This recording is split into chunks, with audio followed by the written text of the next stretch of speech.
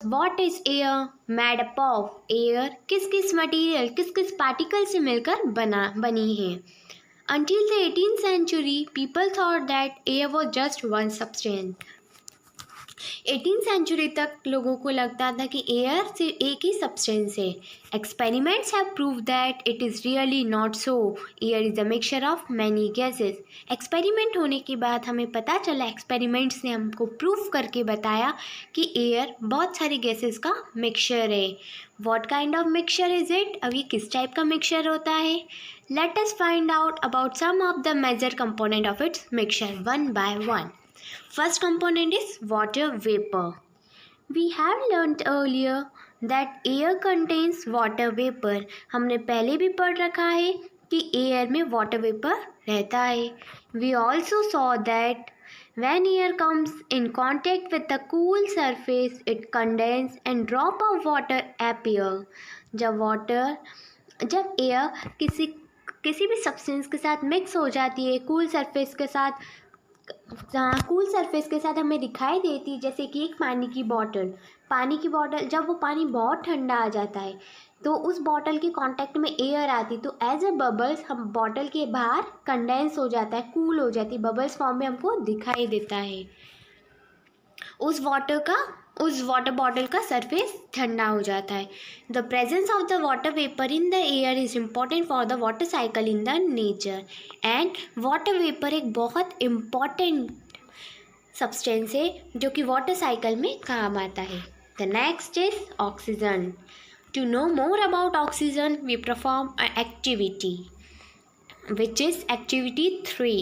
In the presence of your teacher, fix 2 small candles of same length on the table. Light both the candles just as shown in this figure. 2 candle ली हमने, एक candle को हमने glass tumbler से ढक दिया है. Cover one of the candle with the inverted glass tumbler. Observe both the candles carefully. फिर हमें ऑब्जर्व करना है कि कैंडल्स के साथ क्या चेंजेस आते हैं. Do both the candles continue to burn or go of? क्या दोनों ही कैंडल्स कंटिन्यूसली बर्न हो रही है, जल रही है? You must have observe that candle covered with glass tumbler got extension after some time. जिस कैंडल को हमने ग्लास से कवर किया था वो कैंडल कुछ ही समय बाद बुझ जाएगी. whereas the other candle continue burning.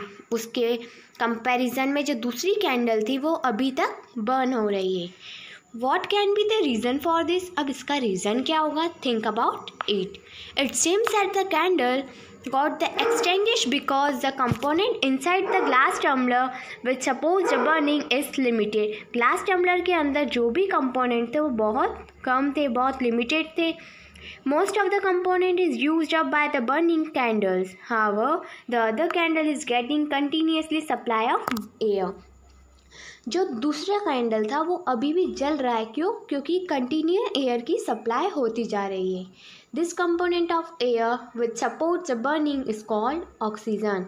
ये एयर का ऐसा कंपोनेंट जो किसी भी कैंडल को जला रहा है, बर्न करने के काम आ रहा है, वो कंपोनेंट है ऑक्सीजन.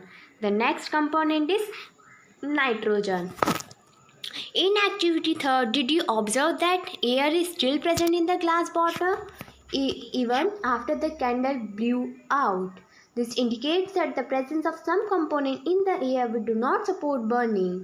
आपने देखा एक ग्लास टम्बलर के रखते ही वो एयर बर्न करना बंद हो गई, वो कैंडल बुझ गई थी. क्यों? क्योंकि ऐसे भी सब्सटेंस होते हैं, कंपोनेंट्स होते हैं एयर में जो कि बर्निंग को सपोर्ट नहीं करते, जैसे कि nitrogen. The major part of air which does not support burning candle is nitrogen. और एयर का एक ऐसा मेजर पार्ट होता है जो बर्निंग कैंडल को सपोर्ट नहीं करता, वो होता है nitrogen. The next component is carbon dioxide. Its formula is CO2. In a classroom, if there is some material that is burning, you may have felt suffocation. अगर एक क्लासरूम है आपका, अगर या तो फिर एक रूम है जो कि बहुत क्लोज है, एक भी वेंटिलेशन नहीं है या एक भी विंडो नहीं है. If there is some material that is burning you may have felt suffocation. अगर वहाँ पे कोई सा भी एक मटेरियल जो बर्न कर रहा है, जो जल रहा है, तो आपको सफोकेशन फील होगा। This is due to the excess of carbon dioxide that may accumulated in the room.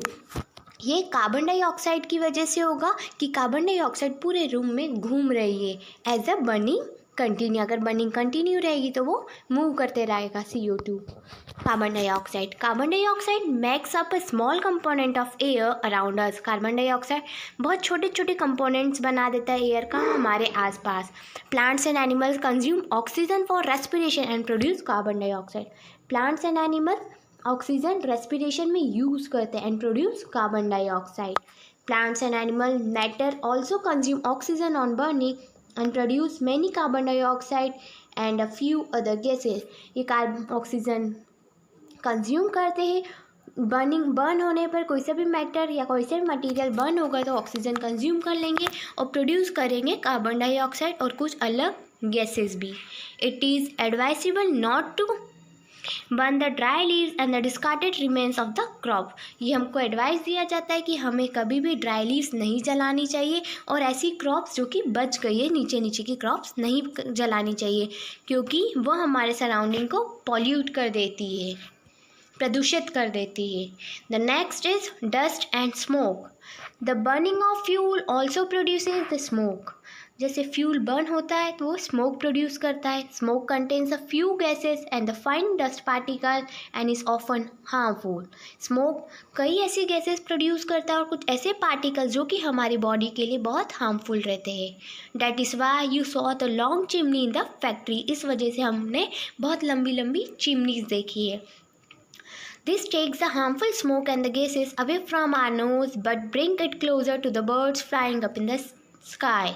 ये हार्मफुल स्मोक हमारे आसपास से तो ले जाते हैं, लेकिन वहाँ कहाँ जाके अगर वो चिमनी बहुत ऊंची है तो वो स्काई में जाकर छोड़ेंगे, तो उस वजह से बहुत सारे बर्ड्स अफेक्ट होते हैं। Dust particles are always present in air. Now perform activity 4. Find a sunny room in your class, school or home. Close all the doors and windows with curtains pulled down to make the dark room. एक room को हमको पूरी तरह से pack कर लेना है, just like that. कहीं से भी एयर या डस्ट पार्टिकल्स नहीं आने चाहिए। नाउ ओपन द डोर और अ विंडो फेसिंग द सन। और जहाँ से सन आ रहा है उधर की तरफ से एक विंडो या तो फिर डोर को ओपन कर देना है, जस्ट अ लिटिल, थोड़ा सा, in such a way that it allow the sunlight to enter the room only through a slit. ताकि वहाँ से एक स्लिट में एक फोकस के थ्रू सनलाइट उस रूम के अंदर आए। Look carefully at the incoming beam of sunlight. हमको उस बीम को केयरफुली देखना है। Do you see some tiny shining particles moving in the beam.